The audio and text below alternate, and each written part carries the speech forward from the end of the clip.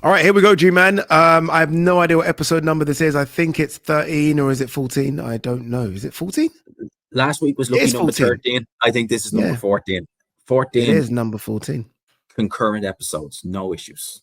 No issues, regardless of whether or not we're doing it face to face or over Zoom or over StreamYard as it is with this one. We're Mm-hmm. still getting them done. We are all back together as a collective next week, which is going to be nice. Nathaniel will be back from Nigeria. G-Man will be back from Ireland. So I can't wait to kind of do it face to face, but I'm happy that we've still been able to get these episodes done. All right, let's not waste no time because this might be the longest and biggest one that we've done so far. Let's get straight into it. The Tottenham Hotspur Stadium. Wow. Man, the fight, the atmosphere. You know, me and you both did live watch alongs on our channels for it. Even with the sound down, the atmosphere, nothing beats a show in a British football stadium. It's amazing. It was electric. And oh man, I love it. I loved it. The whole card from start to finish, it just went like that. Even though all the fights went the distance. That's interesting that you like the whole card because there were a few fights there for me that I was like, okay, can they just finish? Like, can Really? they just be over now? Yeah, honestly, some of them and I didn't understand why a few of them were 12 rounders. Like all the fights were 12 rounders, which kind of like for me it didn't make sense. Like unless it's legit championship fights, I don't really want to see 12 rounders. Like why was Chris Billam-Smith, Brandon Glanton a 12 rounder? I didn't understand it. Yeah, I agree with you on that one. The British title, obviously, that has to be a 12 rounder. Yeah, but some of the other ones, it's like Liam Smith McKenna, you could have done 10. You could have done that's a 10 10 with rounder. CBS Yeah. and Glanton. Those didn't make sense. They really Even didn't. Yard Arthur could have been a 10 rounder. Like, no need Exactly. for that to be a 12 rounder. Before we get into the big talking point, a couple of small ones. The canvas. I mean, what was that about? All the fighters slipping on the canvas. I mean, that's actually quite embarrassing. That needs to get sorted. Like, I know the guy that does all the canvases, and I don't want to dig him out, but for a fight of that magnitude, come on, someone's got to look into that. It's been happening a lot lately, hasn't it? We're seeing a lot more sponsorships. We're seeing it not just on this show, we're seeing it on other shows, even shows that aren't even Riyadh associated or Ring Magazine associated. They need to sort that out because what's going to happen is there's going to be a major fight. A knockdown will be ruled when someone slipped on the canvas, and it's going to have implications on the fight. That's guaranteed. It's going to happen sooner or later. Yeah. All right, let's get to it. I don't want to start in the ring. I want to start outside of the ring first. Chris Eubank Sr. and that appearance. I mean, you're smiling and laughing. Dude, that was, for me, having watched boxing since I was 8 or 9, that's the best moment I've ever watched live in British boxing history. Like that door opening, him smiling, the crowd going crazy. I mean, I'm a big pro wrestling fan, and that was pro wrestling at its best. That was just incredible. I was literally going to say that was like if we had Jim Ross on commentary, that would have just put it over the edge because that was the closest thing to real life WWE you will ever see. I went and I watched the Sky version of it as well. So the zone, everyone was caught out, the whole arena cheered, and Andy Clark on the Sky because they didn't see the limo arriving. They just seen the elevator doors opening, and Andy Clark was the same. He was just like, what? It was just incredible. I couldn't believe it because I just conditioned myself to think, oh, we won't see Senior. You're not going to happen. And to see that, man, that was just epic. Epic. Okay, on the pro wrestling theme, obviously with pro wrestling, as most people would know, there's a storyline, there's script writers. I don't know then, and I don't think we're ever going to know if Chris Eubank Sr. had an 11th hour U-turn, which everyone's saying possibly could have happened. A bit of money maybe influenced him. Or all this stuff he was doing with Seconds Out and IFL TV when he did that Michael Watson mile walk was orchestrated and fake. I still don't know because watching those Seconds Out interviews, and I've watched it back, he looks angry and sincere. And he's like, I'm not going to support you. You're a disgrace. I'm like, was that all just acting? I think there's a good chance it was because I seen it, right? And it was, we both said it, it was not the most comfortable viewing. There's no way you can go from that to just at the 11th hour flip of a switch. I think that Chris Eubank Jr. and Chris Eubank Sr. are very similar. They love to play the mind games. And I wonder, was that all a mind game? Because you see the clip of Conor, Benn, Nigel in that changing room, and they're seeing that as well. What was going on in their heads at that moment when they seen that? It had to have been. I can't Yeah. envision anything other. It had to have been Eubank Jr. and Senior saying, "This is what we're going to do." It had to. Which just, I guess, added to the build-up, right? I mean, we Oh, had, and let's be honest, it's been a 3-year build-up. yes. It's been so long. There's always been whispers and rumors, and then the first fight was made, then it got Mhm. cancelled, and then they've been talking about each other, and then they've been approaching each other outside venues, inside the ring.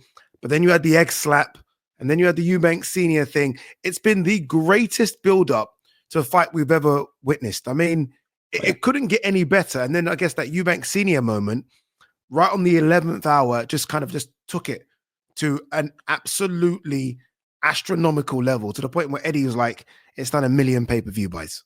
That's insane. I seen Eddie say that as well. And this was sold with that egg slap back in February. Mm. And ever since then, it's just gone bigger and bigger and bigger. And when they did that Eubank reveal, it just shot it into the stratosphere. I actually was chatting with one of the guys from the zone, and he was saying that there were people on Monday still buying the pay-per-view just to look back at that. That's insane that there are people still buying it 2 days after the event. That is That's insane. insane. That goes to say a lot about it. All right, let's talk about the fight. 116, 112 across the board. I feel like I could have seen 115, 113. Some people, if you're a massive Conor Benn fan and you're looking for what Conor Benn did, some people have it a draw, but I thought the right man won the fight. I thought Eubank did enough in those championship rounds to get the nod. But as a fight, and again, this is now 3 days removed. Guys, we're filming this on Wednesday. This is 3 days removed from the fight. It's still one of the greatest fights I've ever seen. In terms of Oh, yeah. action from round 1 to 12, no lull in action, no rounds off, punches being thrown, punches in bunches, both fighters looking on their last legs, finding Mhm. something to dig deep, and it had everything. It had, without everything bar a knockdown, we nearly had a Yeah. knockdown with Conor Benn and with Chris Eubank Jr. It was one of the best fights I can ever remember seeing. If something this year can top that fight for fight of the year, then that's got to be an amazing fight, because nothing is going to top this. The drama, it was from the moment that first bell went and Conor Benn Oh, swinging for the fences in that first round, missing, Eubank on the jab. It was not, there wasn't a round where there wasn't something memorable happening. Me and you both watched it live. Those 36 minutes just went like that. yeah. And there was never a moment where you weren't on the edge of your seat. Whenever Benn would miss with a combination, whenever Eubank would miss with an uppercut, you're just sitting like, oh my God, what's going to happen next? It had all the drama. It was just amazing. It was incredible. And I personally felt the right guy won. I Okay. actually, to be honest with you, I thought Eubank 116, 112. You could even maybe have it 170, 111. Because Oh, wow. I really did feel that when I look at it. Benn had some moments round number 3 when he hurt Eubank, and then a couple of rounds later on when Eubank tired. But for the most part, I just saw Benn getting his head jabbed off, getting outlanded, and Eubank opening combinations. When you look at the punch stats like Jabber have, it's not really that close, like in terms of Mm. punch stats. So I felt it was quite a clear win for Chris Eubank Jr., really was. And I thought the stamina was missing. Obviously, that the weight played a big factor in that, but the heart he showed to be that drained and to still in the 12th round be just combination after combination was incredible. And Conor Benn as well, he took some big shots. Let's not forget. Yeah, yeah. Both have the ability to. I mean, they are properly their father's sons, because Oh, both have the ability to absorb shots like I didn't think they could. I mean, we know about Chris Eubank's legendary chin, but again, with the weight cut impact, that we weren't quite sure about. Conor Benn's chin. But Conor Benn took some uppercuts. And again, those last couple of rounds where he's on wobbly legs and mm-hmm. Eubank's teeing off on him, I'm thinking he's going to go. And he finds something. He's like, no, I'm not going to go. I'm not going to go. And he finds something. You know what was intriguing for me was the size difference. Oh, No yeah, it matter was how much massive. they tried to drain Eubank on the night looked 2 weight classes, maybe even Mm-hmm. 3 weight classes above Conor Benn. He looked enormous. And I said to people that he's going to be around 180 in the ring, and you could see it clearly. He's 180, 185 in the ring. Oh, yeah, he was a decent sized light heavyweight Yeah, versus quite a small middleweight. yeah, That's yeah. basically what it was. Conor Benn looked tiny in comparison. But I tell you what, boy, he fought like a heavyweight in there. He fought Yeah, like a heavyweight with a heavyweight chin in there, because that uppercut Eubank landed in the 5th round, it literally, his head went like bing, like those rock'em sock'em robots, and Ben just comes back swinging. It was mad. honestly, both guys, it was It was incredible. It really Yeah. was. If they do a rematch, I'm all for it.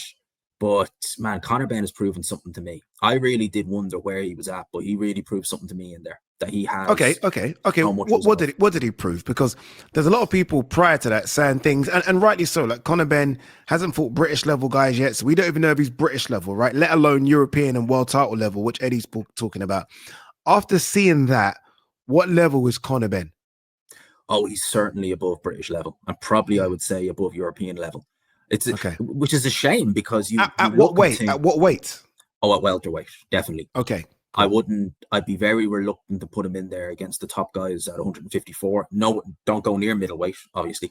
But if you put him, that version of Conor Benn, in there at welterweight, man, he would have caused most welterweights, with the exception of the likes of Boots Ennis, because I just think he's on a different level altogether. But the Staniones of the world, Staniones would have a nightmare with that. Between the movement, the ferocity, he'd have a nightmare. So I think Conor Benn, if he can get down safely to 147, that's why I don't think he should do this rematch, because the longer he's staying away from 147, the harder it's going to be to get back down. He proves something to me, that he does belong. He has a decent chin. He's got good movement, great head movement, speed, everything. That would just blend itself so well at 147 pounds. Yeah, he has more than a decent chin. He's got a granite More than that. chin, honestly, Yeah. incredible chin. When I saw the official weigh-in where he weighed in at 156 pounds, Mhm. and he didn't look gaunt, he looked fresh, he looked healthy, his skin looked good. I was like, Conor can get rid of another 10 pounds here. It's a lot, Oh, yeah. it's hard, but he can. And if he can, then I'm with you. Forget the rematch. And we'll talk about whether or not the rematch should happen. But for me, forget the rematch and go straight to 147, get that belt off Barrios, because I think he's capable of beating Mario Barrios. And then it's a case of, do you want to fight Ryan Garcia, Devin Haney, Teofimo Lopez? Conor's actually flying out to Times Square. Conor's going to be ringside at Times Square. And you know, if any of those boys even dare look at him, we know what Conor's about. He'll get in that ring and go nose to nose with anyone. If I'm Conor, Conor's not going to beat Eubank. And No. the reason I don't think he's going to, because he's just too big. Like Yeah. Conor landed everything and the kitchen sink, and it still wasn't enough. I say scrap it. I know there's money on the table, but there's money on the table for Ryan Garcia, Haney, Barrios, Lopez, Jaron Ennis. Big money fights out there for him in America as well. In America, and actually, because he's done a million buys, he actually has pulling power to bring them over to the UK as well. So it doesn't just have to be in America. Conor Benn has pulling power in the UK, especially after that fight. Another reason why I would say don't go ahead with the rematch is because he took damage on Saturday night. Like, we talk about him showing a good chin and stuff like that, but there's a compromise. You're getting hit a lot. You're taking damage. Another fight with Chris Eubank Jr., more damage. I don't want to see Conor Benn go down to 147 pounds and have left a part of himself in there with Chris Eubank Jr. in 2 fights. And then he fights maybe a Mario Barros, who he should beat, but he's drained, he's fatigued, he's a bit jaded, and then he ends up losing because he left it all in the rematch. I don't want to see that. Now is the perfect time. Let's go. And the biggest reason I don't want to see the rematch, and look, by the way, I'm saying all this, I think the rematch is going to happen. Once you fill out a stadium and do 1 million pay-per-view buys, you'd be silly not to do a rematch. But the biggest reason is Eubank Jr., because Eddie confirmed on with Ariel, that it's the same stipulations in place for the rematch. So it'll be 160, it'll be the cut to 170 for Eubank, or the rehydration cap at 170, and then he can balloon to whatever he wants to. That ain't healthy for Eubank. Nope. Eubank's going to be getting older. It'll be 6 months older. It'll be 36 years of age. You have to think your health is your wealth. And to try and cap him at 170 again, it's just ridiculous. It's not fair. So Conor could do this. Conor looked healthy on fight night. It's Eubank I worry about. Oh, I worry massively about him. He spent 2 days in hospital, believed to be with dehydration. So, you can't be doing that, especially not at this age. I think with Chris Eubank Jr., I think it's silly that is a 2-way rematch with that in it, because I think he's the guy who won. And to be honest with you, I think he'd be mad to actually adhere to it this time. I wondered, would he adhere to it first time? I think now he knows we've done 1 million buys. We're getting a lot of money. Screw the fines. I can afford it this time. I'm going to do whatever I want. I think that's what he'll do if he does it, because I don't think he should have that. I hate the rehydration clause, especially if it's a non-title fight. And as I said, the board are very strict about fighters cutting too much weight fight week. We've seen them actually bin fights on fight week because they were like, oh, you're cutting too much weight. There's no consistency there. So they won't let one fighter, John Doe from Leicester, cut 10 pounds, but they'll let Eubank cut down unhealthily and then have to rehydrate 10. It makes no Yeah. sense. Where's the consistency? So Yeah. I think we'll get it again, but I don't know. I don't like them having the same stipulations this time because it's going to screw Chris Eubank Jr. completely. Like that's him Yeah. finished one way or the other. Agreed. You get rid of the cap. Again, I think it's silly because again, one's not a 160 guy anymore, one's certainly not a 160 guy. But if you get rid of that cap, that 170 cap, then I'm okay with it. Because it's like, okay, it's a tough cut to 160 for Eubank, but he's been at 160 for the last 4 or 5 fights, so he's used to it. It's that cap, it's that 170 cap which I have a problem with. After that, it's fine, right? I mean, it's okay. So I feel like there might be a case where the British Boxing Board of Control get involved, Eubank and his team get involved and say, look, if you want this rematch, if everyone wants to make 10, 15, 20 million, remove that cap and then we go again. If not, I wait to see what happens with Canelo. Canelo wants to fight in the UK. And if you're Eubank, like the way you say Conor Benn's now got a bit of stock because he sold 1 million pay-per-view buys, well, so did Eubank. So right now, all of a sudden, you've got a viable opponent in the UK for Canelo, depending upon what Canelo does with Crawford. Depending on what Canelo does with Crawford, Chris Eubank Jr., he was cheered out of the building. So his stock with the UK fans is through the roof. So Canelo would be absolutely mental. If he gets through Skull, which he probably will, and Crawford, he would be flipping mental to actually to avoid going down the Chris Eubank Jr. road. Big stadium fight in the UK, Tottenham Hotspur again with Canelo Eubank. It would do, man, just think of that. It would do insane numbers. It would. I wouldn't give him a prayer of winning, but still, like do insane, man.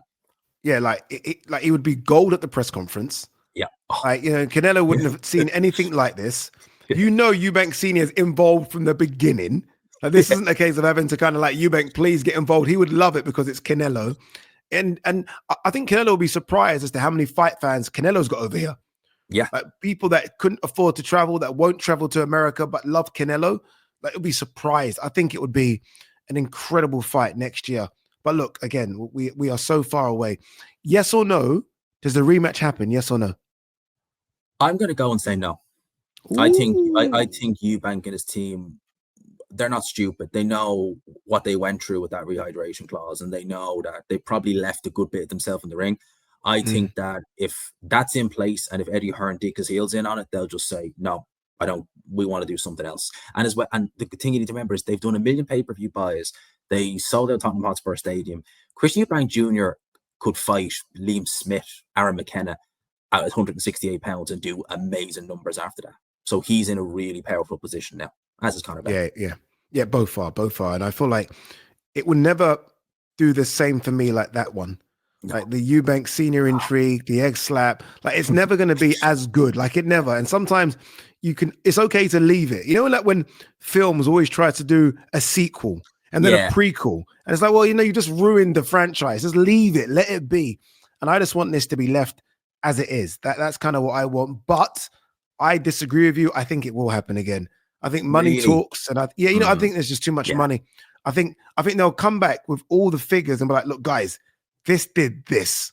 Like you were paid 10 each. They're now talking 20 each. Like I think it's that big a fight again. So, and by the way, hardcore boxing fans, we're in the minority. Casual boxing fans are lapping this up and they're asking for more. And they dictate how boxing plays out. The casual fans lapped it up the first time. They will absolutely go to town on it second time. Like they'll have a field day with it. So yeah, it would make an awful lot of sense for both guys financially as well. But, okay, all right. Let's park Eubank Benn for a few minutes. We might revisit it. Who knows, right? This is a long podcast. Let's go to the undercard. Let's go quickly through it. Chris Smith versus Brandon Glanton. I didn't necessarily like the fight. It was a bit of a brawl. Really? Yeah, it wasn't for me. You seem to have liked it. Go on, sell it to me. I loved it. Oh, Jesus. I thought it looked really good. I thought it had a bit of drama. I thought CBS looked knackered after one round, and I was thinking, oh my God, is he finished after Zerdo? He battled back. He was able to build up a lead. He was able to hurt Brandon Glanton a few times. And I thought it was really intriguing. It was a really good watch. I agree. It probably should have been 10 rounds. 12 rounds was a bit excessive. But I really enjoyed it. Like, I sat watching the full 12 and I was like, no, I'm enjoying every minute of this. That's good. What for CBS next then? He's in a strange position, I feel. I don't know if we now wait to see. Obviously, Zerdo fights Dorticus Yes. on the undercard of Jake Paul versus Julio Cesar Chavez. And around the same time, Jai Pataya fights as well. So it looks like they're trying to go Zerdo versus Jai. That's the plan anyway. So what does Chris do? Does he go Badu Jack maybe? That's what I was thinking. I mean, like, it's not just those two guys. There is Badu Jack as well. He is fighting. I can't remember. He's fighting this weekend, isn't he? Yeah, he's fighting this weekend on. Yeah, he's fighting this weekend. Yeah, he's fighting in Saudi. So I would be looking at the winner of that. And Mm. CBS has been to Riyadh because obviously Badu Jack would probably warrant, if he wins, would want it out there. I don't see why not. And if Badu Jack vacates or retires, I mean, there's a road you can go down. It could put you in place to challenge the winner. You could actually still potentially be looking at undisputed. So Yeah. I think that there's plenty there. I mean, I look at the fight that was on the undercard of Vidal Riley and Chev Clark. If you're CBS, you're not dropping down to that level. You've been there, seen it and done it. The sky is the limit for you. You're not looking back.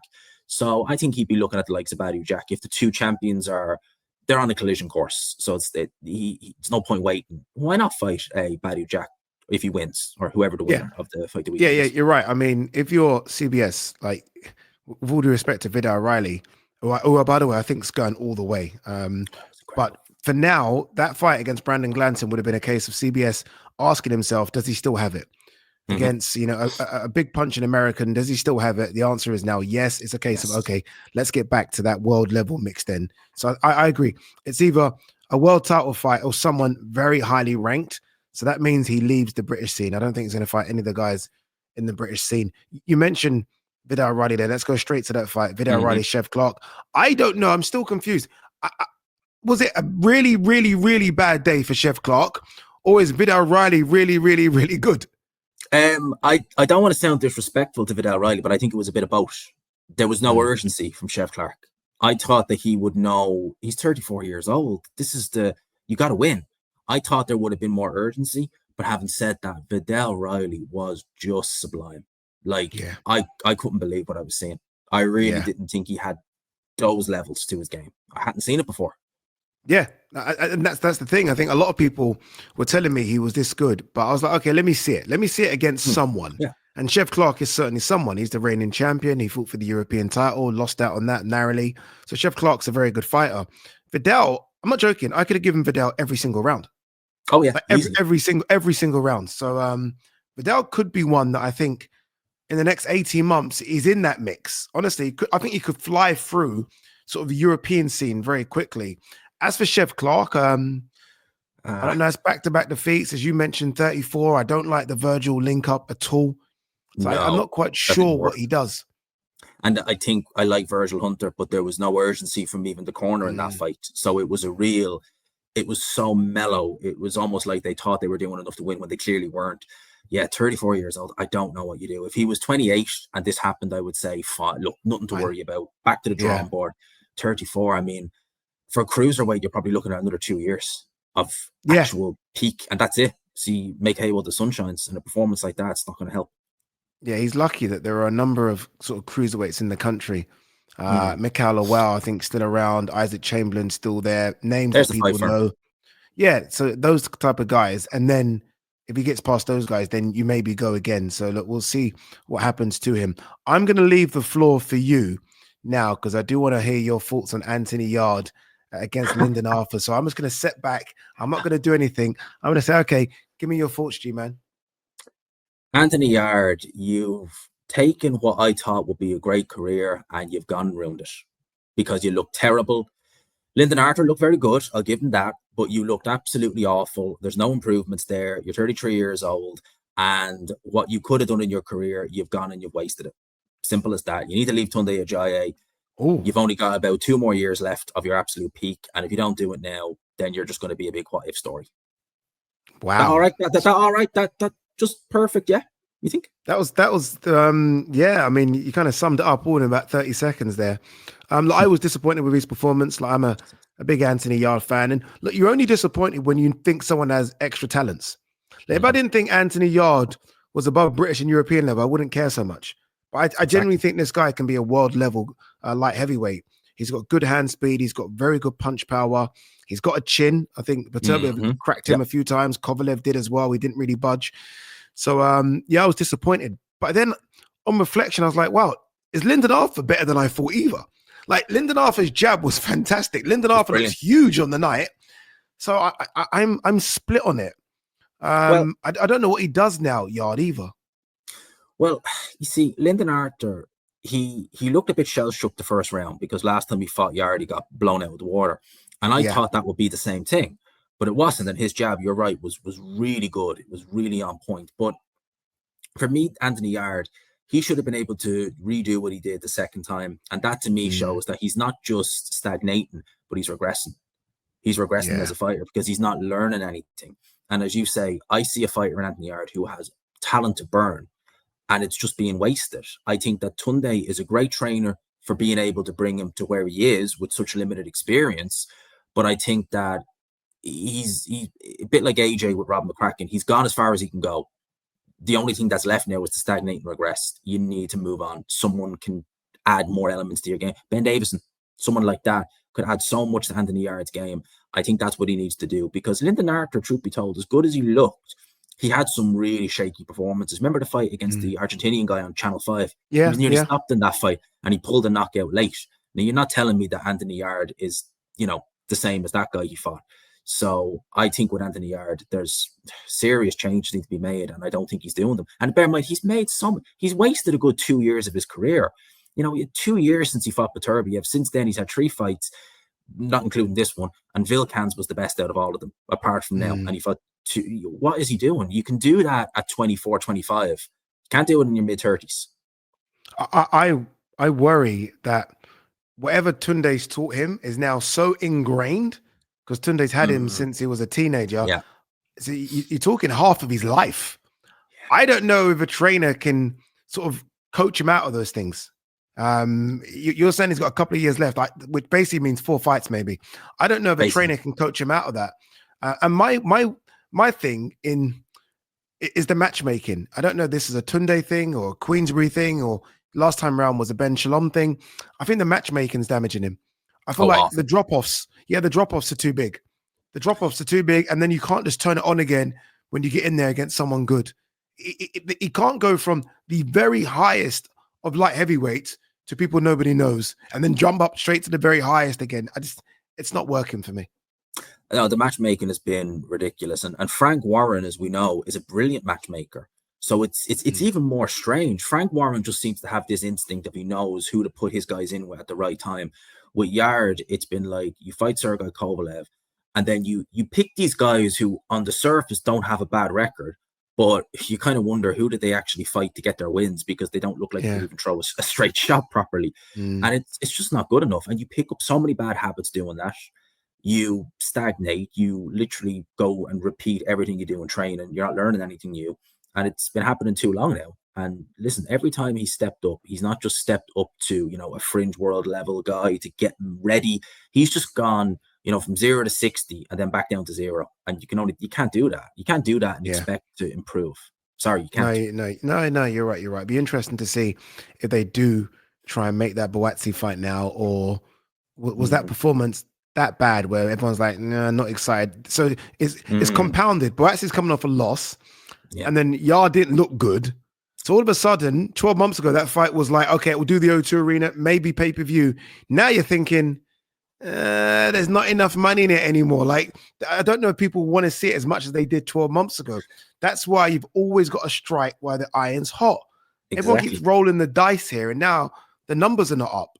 It's crazy. No, that fight would have been a massive fight, and you could have done it on a Riyadh show, ring shows, co-main event, or something like that. Would have been amazing. Now, I think a bigger fight is Callum Smith, to be honest with you, instead of Joshua Buatsi. I think that's a bigger fight. And to be honest, would people want that? Would people want that? After that Yard performance, people still would be up for it? I think so. I think that people would look at Callum Smith's performance against Joshua Buatsi and they'd want to see him. And to be honest with you, when I look at that on paper, I think that's a really good fight for Anthony Yard, because Callum Smith is not going to box Anthony Yard. He is going to meet him in the middle of the ring. And Anthony Yard, when he needs to, we've seen it against Lyndon Arthur, when he would back Lyndon Arthur again the ropes, he can do that as well.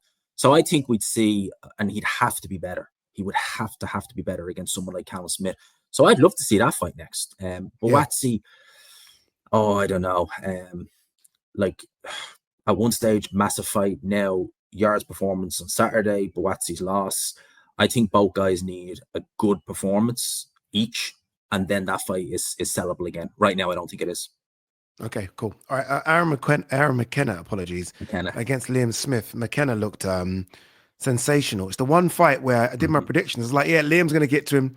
McKenna's going to come out. He's going to look flashy, but he's far too inexperienced. He's only done a couple of 10-rounders. Liam Smith's had more championship fights than Aaron McKenna's had fights. I was saying all of this stuff prior to the fight. And then I noticed from round 5 onwards, Liam Smith ain't going to get to him. If anything, McKenna's going to get to him more. Like he almost did. It almost became worse the night as it kept on going for Liam Smith. Like he didn't have an answer for McKenna's speed, underrated power, sneaky body shots. Liam literally had no answer. So I guess Liam's gone. I think Liam's now done. It's been a great career. McKenna, though, I mean, good luck trying to matchmake him. He's a problem at 160. The problem is you could argue he looked too good because people are going to look at that and think, hell no, I don't want to fight that, because he's a good boxer. He's quick. He's got power. Oh, that's going to be a nightmare. Like, he literally won every round against Liam Smith. Nearly had him out there in the 12th round. And I was with you. I was thinking, surely Liam Smith has forgotten more about boxing than McKenna knows. Man, McKenna, he knows more about boxing than I think any of us gave him credit for. He was phenomenal. So I'm excited to see him. Like someone like McKenna in there at 160, man, he'd give Denzel Bentley fits. He would give him fits. That's an intriguing matchup, actually. You're really right. I feel like off that performance, you'd have to favor McKenna. You'd have to. Oh, you'd have to. But Denzel will look at it and think, there's some holes there. I'm not Liam Smith right at the end of my career. Denzel's still got a few years left. Denzel's a big 160 guy as well. Good punch power, coming off a good win. So I don't think it's a foregone conclusion, but you're right. You'd have to favor McKenna. All right, that's that wrapped up. We have got so much to get through, and I'm already 30 minutes into this. I was going to say, like, it took us a half hour. That's how big this show was. Just how big it is. I want to start with some negative news. Obviously, look, I saw your video on it. I've heard whispers about it. Fabio Wardley, Jarrell Miller off. Not confirmed yet by Queensberry or DAZN. I just want to get that one out there. But the rumors are it's off, and it's definitely on the side of Jarrell Miller as opposed to Fabio Wardley. Level of disappointment. Massive. Yeah. Absolutely massive. Not just because Miller talked up a good game at the press conference, but if you look at that fight on paper, those styles could not have a boring fight if they tried. They would both be meeting in the center of the ring. We'd see big punches thrown by both guys. We'd see both guys' chins get tested. It would have been, well, let's say would have. We don't know yet. It could still happen. But I hope these reports, because they are reports, that it's off. Well, that particular fight, there is apparently replacement opponents listed. But I'm hoping that's not true. And I'm hoping that whatever the issue with apparently Team Miller is, they can resolve that quickly. Because for me, it's too good a fight not to happen. Yeah, remember, Jarrell Miller, people, was supposed to fight Derek Chisora. And obviously he had issues with Dimitri Salita. He's a former promoter, so he couldn't fight Chisora because of that. Upstepped Otto Volin, and it just wasn't the same. My issue is they're going Portman Road. I went there, obviously, for the first presser launch. I spoke to Fabio. I spoke to Jarrell Miller. I feel like you need a Jarrell Miller type to sell that fight. Portman Road, 30,000 is a lot. It's a lot of seats that you have to fill. And I've been hearing about replacement opponents. Michael Hunter's name's been sort of brought up. Kubrat Pulev's name's been brought up again. It's not Jarrell Miller, is what I'm getting at. You haven't got that antagonizer, that bully, that everyone's going to somehow get behind Fabio. Like, Fabio's being bullied. We need to come and support Fabio. You need Jarrell Miller for me to sell out Portman Road.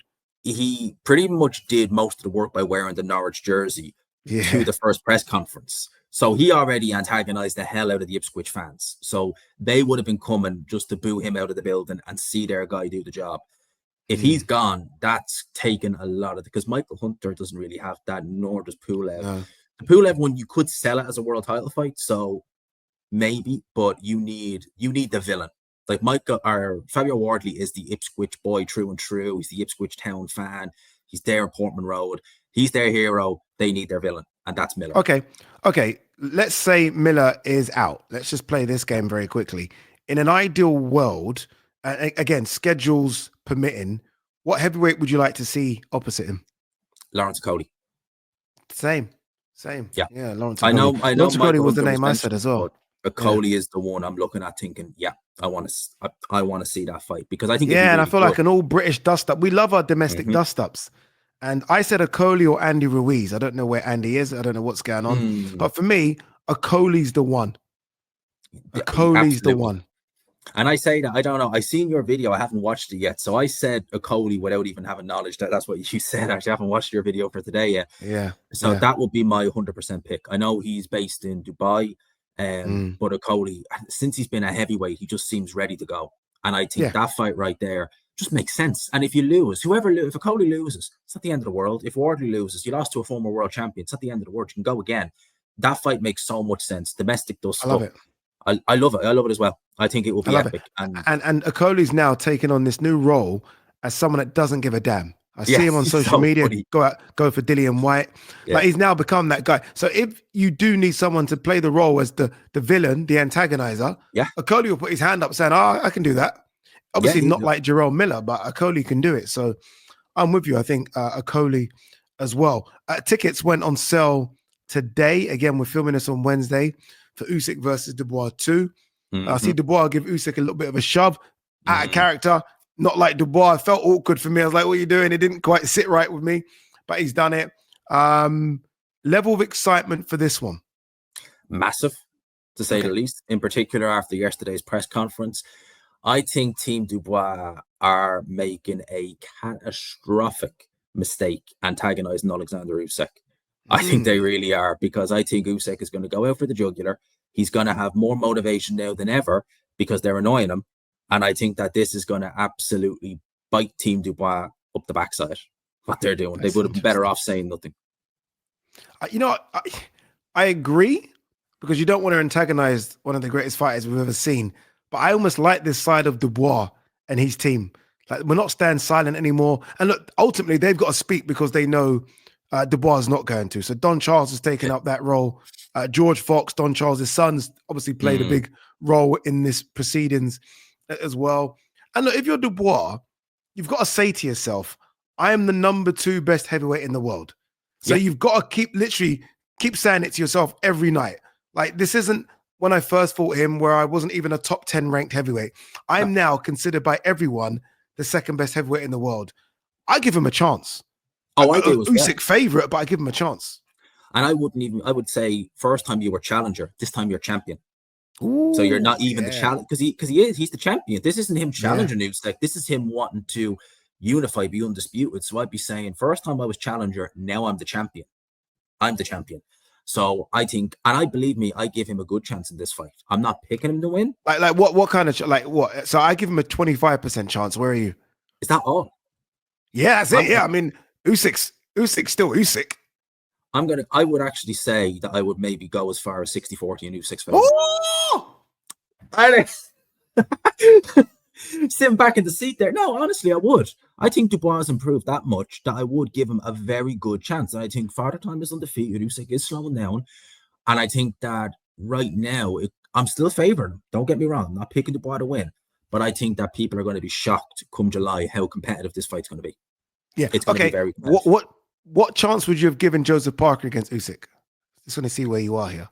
As much as I would like Joseph Parker versus Usyk, I'd probably only give him a 30% chance. Okay, still quite high. Still quite high. But I give Dubois a better chance. And I'm surprised by that. Like, I gave Dubois zero chance, when he went to Poland. Like, nothing. Same. Like, zero. So you've gone 40 more up on that. Mm-hmm. Wow. And I think I think since in the last 2 years, he's gone 40 more up in his performances. Good shout. AJ, Hrgovic, Miller, man, that Dubois who fought those 3 guys, that is not the same Dubois who fought him in Poland that night 2 years ago. So I think that, and as I said, he went in the first time as a challenger, he's coming in this time as a champion. It's a different thing altogether. This next question, like, literally, we have only a minute to spend on it because we've still got to talk about 3 fight cards. And I'm conscious of the time. Is Tyson Fury back? Yes. Ooh. That's a resounding yes. That was very, what makes you so yes? Like, where's this come from? Why yes like that? the Sugar Hill clip Yeah, where he's in the yeah, gym and he's yeah, like, he left us on a cliffhanger. He's gone back to tweeting about Usyk saying, I beat the something twice. I'll fight him again, this, that, and the other. We know what's coming. We know what's coming. And I think all we need is a certain Mr. AJ to come into the picture. And then we have maybe a winter state. We have a nice yeah, Christmas present. And I think that yeah, Christmas present might not be in the UK, maybe in Saudi, but I think we know what it is. I think it's going to be AJ versus Fury. And I think it'll yeah. be epic. I think it would be just like in my head. I was thinking, would I be doing the face off for that? Like as soon as I Oh, don't know why this is very man. selfish of me, but I was literally thinking, imagine being in the middle of AJ Fury and here we go. Oh Lord. AJ So Fury look, and Frank and Eddie. and Frank and Eddie and Frank No, and Eddie. no Oh love lost with those two. No love lost with those yeah, two. because those are their guys. Yeah. Like other fighters have come and gone to other promoters and blah blah blah. Those are their guys. I know Fury had a time with Mick Hennessy, but let's be honest, it's Fury and Frank and Eddie and AJ have been like that from the beginning. Yeah. This is their two prized possessions, their two cash cows finally doing that. Man, it would Oh, be. please. It's honestly like thinking And it about has it to happen now. at Wembley. I know you just said Saudi, and I get it. It has to happen Mm. at Wembley. It just so for me, for it to happen at Wembley, it has to happen September, October latest September, because October of the latest. weather. Because of the That's weather. the. That's why I was thinking Saudi, because I think Yeah, they'll hold out until maybe December time. They'll never do it in a stadium in December in the UK. They'll no, definitely do it in no. Saudi. I think it will. I don't think. I think September, October is too soon. I reckon Mm, they'll do it a bit like what they did. Because remember, the last two Christmases we've had a show on, like before yeah, Christmas Day. yeah. I reckon there's a date in Turkey's calendar. I'm not saying this. I'm just thinking, but I reckon there's a Christmas date in his calendar, and he has Fury versus Joshua on that calendar. And that's what I reckon will happen. I know it should be in Wembley, but I reckon it'll be in Saudi. No. Good look. I understand the want for it to be in Saudi as well. I've covered obviously all of AJ's fights in Saudi and all of Fury's fights in Saudi. Fans do travel for both of them. Oh, So yeah. it will be sold out in Saudi. And if you're Turkey, you're probably thinking, one second, the last three Fury fights have been in Saudi. So Mm-hmm. Ngannou, Usyk. And if the last AJ couple of fights, apart from Dubois ones, have been in Saudi as well. So he'll say, look, they've done good numbers for us in Saudi. This is the fight that needs to happen in Saudi. All right, let's get the fight cards coming up this weekend out of the way. Let's start with Times Square first. Teofimo Lopez, Arnold Barboza. You've got Devin Haney, Jose Ramirez, and you've got Ryan Garcia, Rolly Romero. Will there be an upset on the cards? Yes, there absolutely will. I'm in agreement with you. There will be one. And I'm going to stick my neck out on the line and say Barboza is going to beat Lopez. Same. I'm going for that. Same. That in my Same. opinion, that's the most likely one, and that'll probably be the one if there is. I think Haney will get through Ramirez. Tough fight, but he'll get through him. And unlike you, man, Rowley is going to get annihilated in a couple of rounds. Okay. He's going to get annihilated. Yeah. It's interesting. Yeah, probably. I just feel Yeah, like there you go. we haven't seen. You know what it is? You know what it is about Ryan? My issue. We haven't seen him for a year. Mm-hmm. The last time we saw him, willingly or unwillingly, he had performance enhancing drugs in his system. Mm-hmm. So as good as he did look against Devon, I'm like, well, you were kind of cheating against Devon. Like, say, like you weren't, you were, you know what I mean? You had performance enhancing drugs. So I've not seen you then have a legit fight against anyone off drugs apart from Oscar Duarte. So I need to see a bit more from Ryan for me to be convincing that, yeah, he's going to run through Rhoda, because I don't know what Ryan's turning up. That's a very, very good point. But I bring back to Rowley versus Ishmael Barroso. And Okay, if that Rowley fair. turns up, Ryan Garcia could have one hand tied behind his back. He's still going to knock him out. Yeah, and it's going to be the left hook that's going to get him as well. Yeah. Yeah. I think Arnold Barboza's got a very, very, very good chance of beating Tio. Tio is either 5 out of 10 or 10 out of 10. There is no in between with Tio. You're either incredible or you're not. And my concern with Tio is Arnold Barboza is hot right now. Mm-hmm. He's hot. Beat Ramirez, came over here, beat Jack Cattrall. He's high. Like, this is as high as Arnold's ever going to get. So I don't know if the Tio turns up, the takeover, he wins. If that guy doesn't turn up, he loses. But over the last 4 years, how many times have we seen that Tio turn up? 2, 3 times? That literally over the last, since he's fought Loma, Josh Taylor, and That's when was kind of that's really it. I was adding the Loma one into it. Yeah. I was like, yeah, we can add the Loma one into it, but the 2 performances in 5 years where the TO was turned up. The rest of the time, some of those fights he's had with different judges, he could have lost some of them. Yeah. Like he could have Ortiz, he could have lost the Martin. Sandor Martin. Yeah. Exactly. He was down in that fight as well. So I don't know what TO we're going to get. And I think that when you look at it on paper, Barboza, even if we got the takeover, he's a nightmare style for Teofimo Lopez. Yeah. He's going to move. He's going to be slick. Even if the takeover turns up, he's in for a really tough fight. Really tough. Yeah. I'll tell you who's not in for a tough fight: Canelo against William Skull. And I know, look, sometimes the boxing gods have a way of really just, slapping us when we're down, but I can't see how Skull beats Canelo. I really can't. I've watched a couple of Skull performances. Yes, he's bigger. They're all bigger than Canelo, to be honest. But I think Canelo's experience here just going to get the job done. Canelo's got a granite chin. He can still move a bit. He's got power. The biggest thing, he's got experience. That there's no one fighting today that has more experience than Canelo. Nobody. So I just feel like it's all going to come into just a perfect combination of enough to get the job done. And if you believe Nigel Benn, this is a guy who quit in a spar against Conor Benn, a welterweight. He's in there with Canelo. I can't see. Look, I know it's an undisputed fight, and we should be maybe not writing them off as quick, but you can see it. Like, he's a big guy. He's got decent power there, does William Skull, but nothing to trouble Canelo. We know Canelo can take Triple G's power. He can take William Skull's. And I think it's just going to be a case of, will this be Canelo's first stoppage since Caleb Plant? I think it probably will. Okay, and we need it. We need it to get excited about the Crawford fight as well, although Crawford's doing nothing. So maybe Crawford should be getting us excited. Does Munguia get a revenge over Bruno Soras? Oh, now that one right there is a tricky one, because difficult one, isn't it? Yeah. He was winning the first fight. He was winning. How does a guy with 4 knockouts knock you out? And how does he knock you nearly out cold? Yeah. Like that just honestly, it baffles me.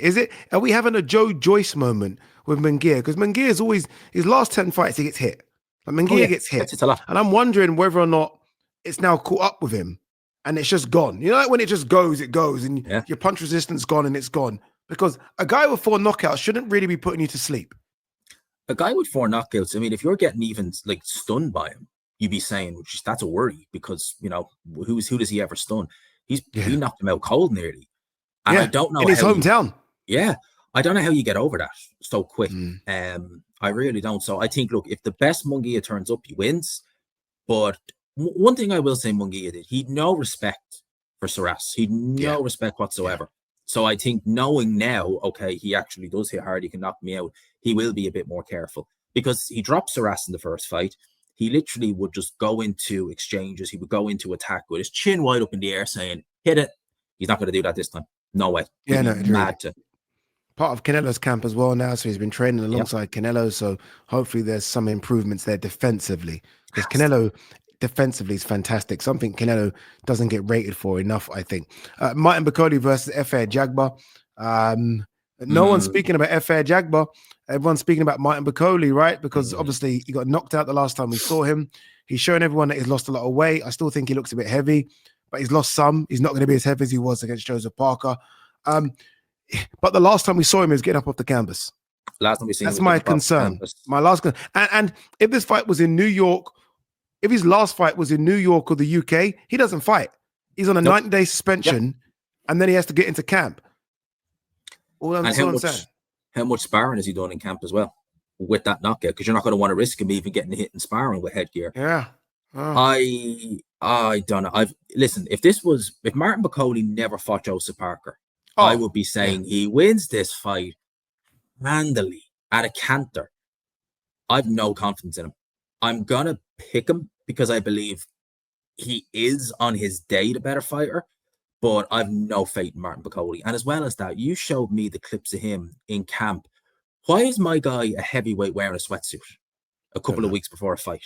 That's ridiculous. I worry, is he actually going to overtrain himself? Trying to, they all said I was so heavy. Well, I'm going to come in real light. Oh, yeah, brilliant. Now you've nothing left in the tank. Well done. Agreed. I'm afraid. I think he's almost posturing for us. Forget us. Like, do what you do. Yeah. Like, you no heavyweight should be wearing a sweatsuit. No No, heavyweight. ridiculous. It's actually silly. And yeah, I almost wanted to message Billy Nelson and ask the question, but I thought, you know what, Ade, you're an armchair fan. Let's not get crazy. I'm not going to speak to a trainer like that. So I kind of stopped myself. All right. So who are you going for, Bacoli or a Jaguar? Just to be clear. I'm gonna go with Bacoli. Okay. But it's one of those. You pick it because you think he should win, but you do it with no great certainty because of the Joseph Parker debacle. Yeah. The biggest favorite over the weekend by some absolute distance is Inoue Cardenas. Inoue, I don't remember the odds, but it's actually quite embarrassing that in a 2-horse race, there is a favorite of that magnitude, especially considering that Cardenas has only lost once, and that was back in 2017, so he can still fight. But Inoue is going to get the job done, isn't he? He is going to get the job done, and spectacularly, I would imagine, as well. I mean, Inoue is just something to behold. He really is. They should have moved this fight card to the following week. Yeah. Like this Inoue fight card on the Sunday is no one's talking about it because of this Times Square and Canelo, and obviously off the back of Eubank Benn. Like literally, this is his first time fighting back in the US in like 5 years, and no one seems to care. And for some reason they've done it in Vegas when they should have done in New York, where there is a bigger Asian population. Yep. Weird. The whole thing's a bit weird. They've messed this one up big time for Inoue because we all know he's fighting on the Sunday. We're all looking forward to it. But if you said to the average kind of casual or even hardcore fan in America this weekend, what are the fight cards? They would only name you Saturdays and Sundays, or Friday and Saturdays. They wouldn't name you his. They'd be like, oh, is Inoue fighting? I didn't know that. Yeah, they made a big mistake. In fact, actually, what I think they should have done is they should have just put him on a Riyadh show. They should have just put him co-main on Canelo's, I think. If they insisted on doing it, because he has a deal with Riyadh, they should have just put him as co-main on Canelo's show. 100%. That would have made so much sense because, and again, no disrespect to Cardenas, but he's not the name where there could be an argument that it should be main event. So I think they should have done that as well. But look, as long as Inoue does what Inoue does, we're all going to get excited about what next. Akhmed Daliev, Nick Ball. So I expect Inoue to look spectacular and get the knockout as he always seems to do. All right. We have done everything there. There's always more, but we've done as much as we could in 50 minutes. G-Man, thank you very much. Job today. I think we did. I can't wait to tune in to the Times Square event. I need to see how this is going to look. Oh, it's going to look epic. I was going to fly out to watch it and like pay my own way just to go there and just see it because I can't imagine it's going to have 300 VIPs or VVIPs, and then it's just the normal flow of fans just watching it for free. It's going to be a spectacle. Like just to see this in the middle of Times Square, it's going to be such a spectacle. I really hope it goes off without a hitch because if it does, we'll get more of them. Yeah, fingers crossed, no rain. It's scheduled for light rain. Square. Oh my Lord. There you go. Oh my Lord. Light rain on Friday. Oh, imagine AJ Fury, Trafalgar Square. Like they say, scrap Wembley, Trafalgar Square. Nah, there's too much money at Wembley. Yeah, the gate receipts for Wembley far too much. All right, G-Man, thank you very much, brother. Guys, you know what to do. Hopefully you've watched this all the way to the end. I'm sure you have because a lot of you, I can see the back end. A lot of you watch the whole thing. Do me a favor, please. G-Man, his channel link is in the description. Please go and give it a follow, a watch. If you like it, subscribe. I'm sure you will like it. Loads of content every week, like 10 videos a week. So he's talking about absolutely everything when it comes to the sport of boxing. So please go and support him. And as usual, please share this video, give it a like, give it a thumbs up. You know what to do. And we will see you next week.